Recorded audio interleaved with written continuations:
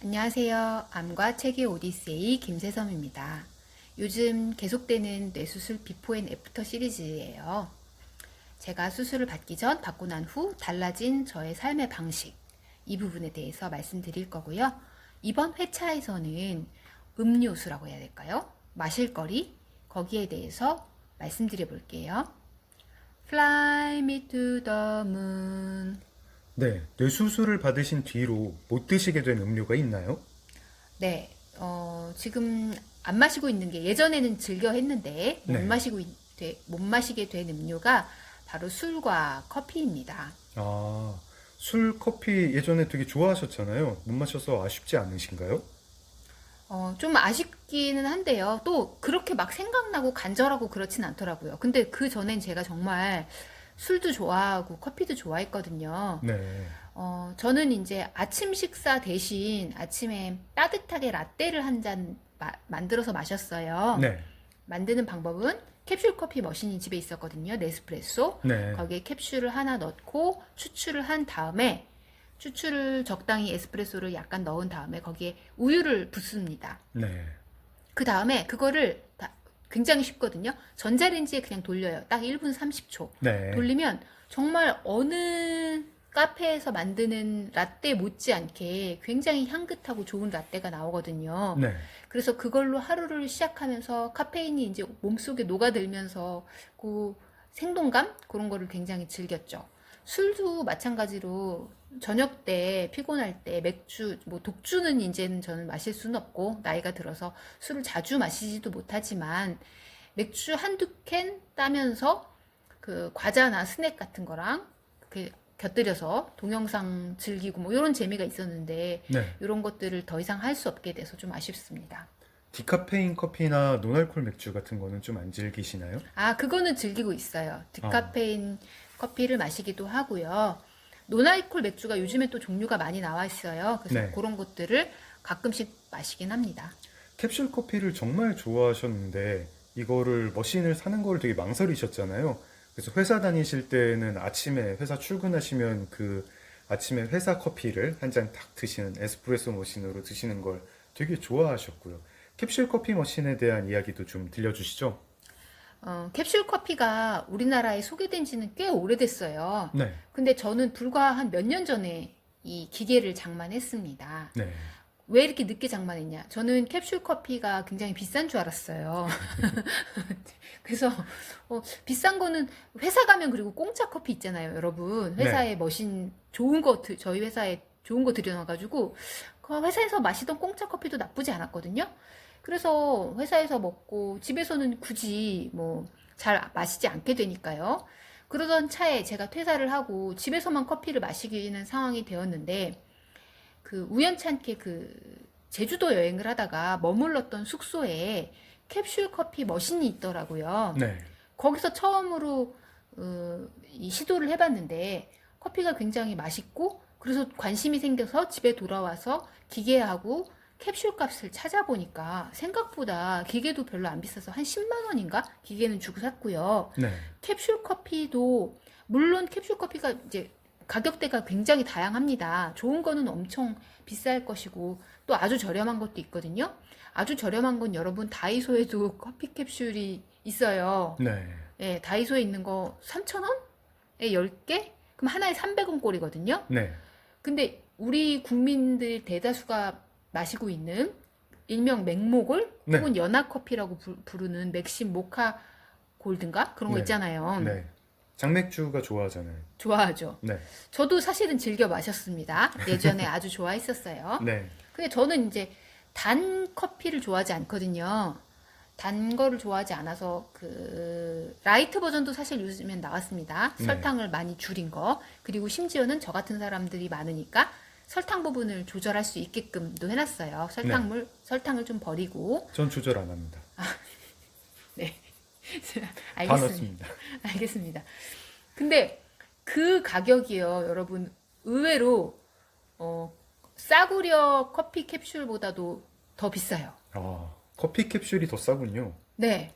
그러니까 되게 제 생각이 잘못됐더라고요. 이 캡슐 커피가 대중화되면서 굉장히 여러 업체들이 뛰어들고 또 어떤 뭐 기술 개선도 있었겠죠. 네. 그래서 대중화되면서 캡슐 커피가 가격이 의외로 괜찮아졌다.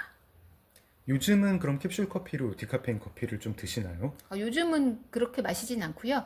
디카페인 커피는 그 가루 인스턴트 형태가 있거든요. 네. 그거 형태로 마시고 있습니다. 원래 뭐 술도 가끔 즐기셨지만 술집에 가는 걸 좀 좋아하셨잖아요. 어둑어둑한 바, 또 음악 소리가 큰 곳 굉장히 좋아하셨는데 뇌수술 이후로 술집은 좀 가보셨나요? 집 앞에 있는 술집 한 번 가봤어요. 네. 한 번은 아니고 사실은 두 번이죠. 처음에 한 번 갔는데 문 연다고 되어 있는 시간에 갔거든요. 네. 근데 뭐 무슨 이유인지 알 수 없지만 문이 닫혀 있었습니다. 그리고 나서 나중에 다시 갔는데 가서도 술은 마실 수 없고 장맥주님과 같이 갔는데 장맥주님은 수제 맥주를 드셨고 저는 무알콜, 노알콜 하이볼을 마셨죠. 네. 물을 드시는 방법도 바뀌었다면서요? 원래는 그럼 물을 어떻게 드셨습니까? 저는 원래 수돗물을 마시고 있었어요. 이게 좀 굉장히 독특하죠. 제가 원래 어렸을 때는 저희 집에 보리차를 끓여가지고 어머니가 델몬트 유리병 아시죠? 네.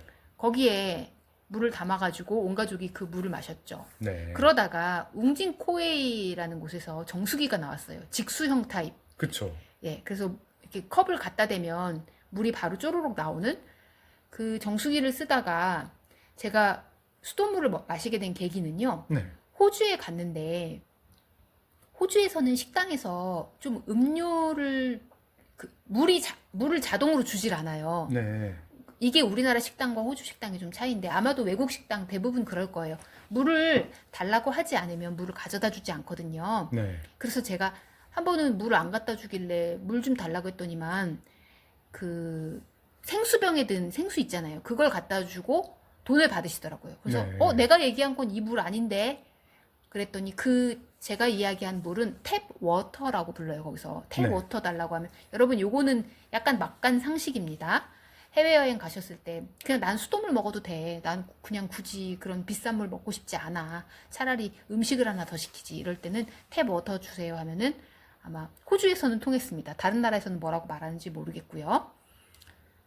그래서 수돗물을 그렇게 먹는 버릇을 들였는데 네. 맛이 또 나쁘지 않더라고요. 그때도 최저가라서 커피도 물도 모두 그냥 네. 최저가 인생이시군요. 네, 그랬습니다. 그래서 한국에 돌아와서도 알아보니까 한국도 수돗물의 수질이 상당히 좋다고 나오더라고요. 여러분, 이게 수돗물을 직접 마실 수 있는 나라가 전 세계에 몇 개 안 돼요. 네. 많지 않습니다. 다 돈 내고 물 사 마셔야 되는데, 네. 그러니까 그런 정도로 상수원을 관리하고 또 좋은 물을 공급하는 이런 우리나라, 좋은 나라. 그래서 수돗물을 마셨고요. 여러분, 제가 이렇게 말씀드리면 이런 생각하실 수도 있을 것 같아요. 수돗물 마셔도 되는 거 나도 알아요. 네. 그쵸? 근데 수돗물 마시면 맛이 이상하잖아요. 네, 염소 맛이 좀 나잖아요. 맞습니다. 그래서 제가 또 나름 개발한 방법이 있는 게 네. 일단 우리 집 수돗물이 마셔도 되는지 안 되는지를 모르겠다라고 하시면 그 수돗물 무슨 센터가 있을 거예요. 서울시에서도 운영하는데 전 계속 서울에 살았기 때문에 네. 뭐 번호가 있어요. 번호를 누르면 우리 집으로 바로 그 조사원이 와가지고 물을 그 자리에서 이 물이 식수에 적합한지 안 적합한지 테스트를 바로 해줍니다. 네. 결과도 바로 알려줬던 것 네. 같아요. 그렇게 해서 오래된 구축 건물에 사시는 분들은 이 물이 괜찮은지 안 괜찮은지 바로 테스트를 하실 수가 있습니다. 그리고 저는 그 수돗물 맛이 좀 이상하긴 해요. 네. 예, 그래서 그거를 좀 타개하기 위한 방법으로 수돗물을 물통에 담은 뒤에 거기에 티백 같은 거, 네. 옥수수차, 결명자차, 보리차 티백 있잖아요, 여러분. 네. 그 티백 하나를 담궈 놓고 냉장고에 넣어 놓으면요. 그게 딱 우러나거든요. 네. 그래서 나중에 굉장히 시원한 보리차, 결명자차 이런 것들을 마실 수가 있었습니다. 네.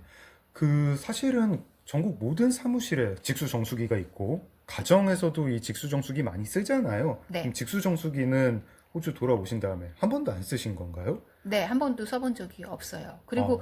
요즘에는 사실 정수기를 넘어서서 생수도 많이 드시잖아요. 네, 생수를 사서 네, 그렇죠. 막 10병, 20병 막 이렇게 사가지고 10병, 대용량으로 20병이 뭐예요? 엄청나게 막 50병 막 네, 이렇게 사서 사서 드시는 분도 계시죠? 드시는 분들도 계시죠. 근데 이거는 정말 쓰레기가 엄청나게 많이 나오잖아요. 그쵸. 그리고 미세 플라스틱 문제도 요즘에 있고, 네. 그래서 저는 좀 요 방식은 사실 돈도 들고, 그래서 그렇게 좋아하진 않는 방식입니다.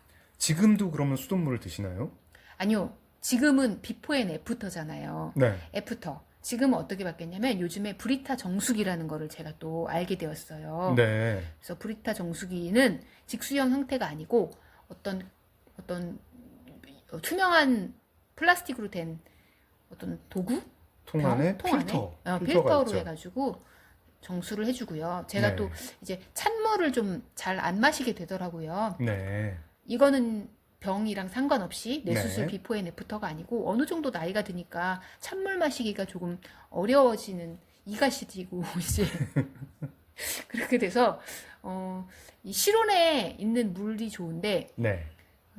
요 브리타 정수기 실온에 두고 사용하기 아주 좋습니다. 그럼 이 브리타 정수기라는 거는 뭐 에너지를 소비하거나 뭐 계속 뭐 이렇게 어떤 물병 같은 형태로 물병을 이렇게 쓰레기가 계속 발생하거나 이런 건 아닌 거군요. 네, 그 필터만 정기적으로 갈아주면 되는 것 같고요. 필터도 네. 한 달에 한 번 가는 거고 장맥주님이 일전에 한 번 필터를 가셨죠? 네. 어렵지 않으셨나요? 2번 갈았습니다. 아, 어렵지 벌써, 않고, 네. 네.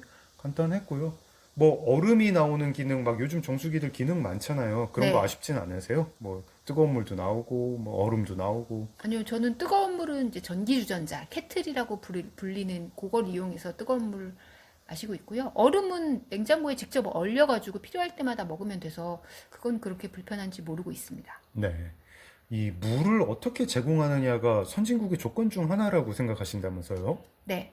선진국이라고 하면 보통 여러 가지 조건들이 있어요. 네. OECD에 가입해야 된다.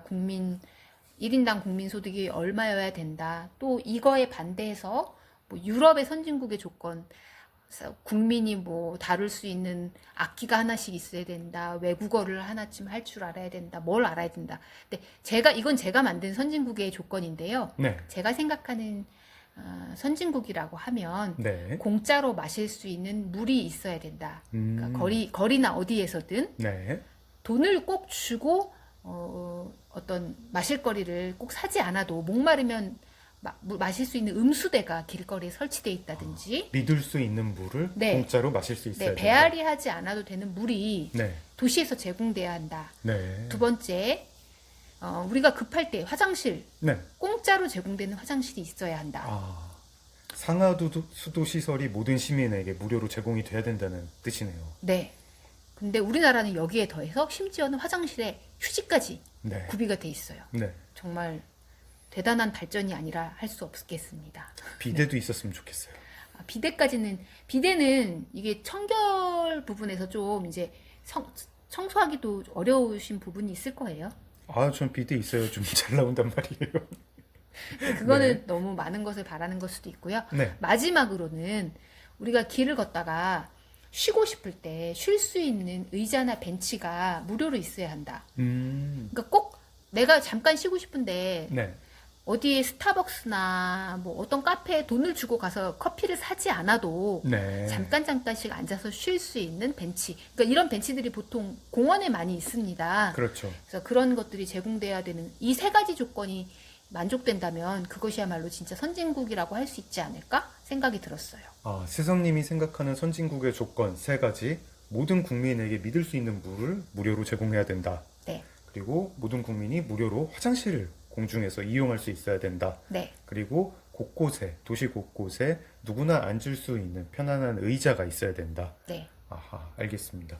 그러면은 유럽에 가보면은 뭐 유럽 많은 나라에서 사실 화장실이 공짜가 아닌 곳이 많잖아요. 이런 나라들은 그럼 선진국이 아닌가요? 그냥 제 생각에서는 그렇습니다. 이렇게 치사하게 막 그 1유로씩 2유로씩 받을 거예요. 2유로씩 네. 받는데 그거는 좀 뭐 이해는 합니다. 왜냐면 그 화장실을 누가 관리하고 청소는 누가 하며 그 물은 누가 내며 그래서 그런 부분이 있고 뭐 그걸로 소소하게 비용이 드는 건 알겠지만 네.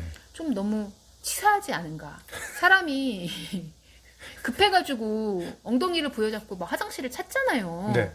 그런 급한 마음이 드는 사람한테, 그러니까 안 쓸 수밖에 없는 상황인 사람한테 돈을 받는 거는 좀, 적어도 우리나라가 선진국이라 잘 사는 나라라 한다면 저는 그것부터 해결을 해주는 게 좋을 것 같아요. 급하면 들어가서 모바일 결제 같은 걸로 어떻게 안 될까요? 뭐 그것까지는 그건 아닌 것 같아요. 그러니까 이런 기본적인 욕구들 같은 거는 네. 인간이 인간으로 살 수 있는 이런 부분들은 나라에서 제공을 해주면 참 좋겠죠. 네. 아무리 국민소득이, 1인당 국민소득이 높아도 화장실 갖고 변기 갖고 치사하게 굴면 선진국이 아니다라는 말씀 잘 네. 들었습니다. 네. 그럼 오늘 방송은 여기서 마무리를 하겠습니다. 지금까지 안과 책의 오디세이 김세섬이었어요.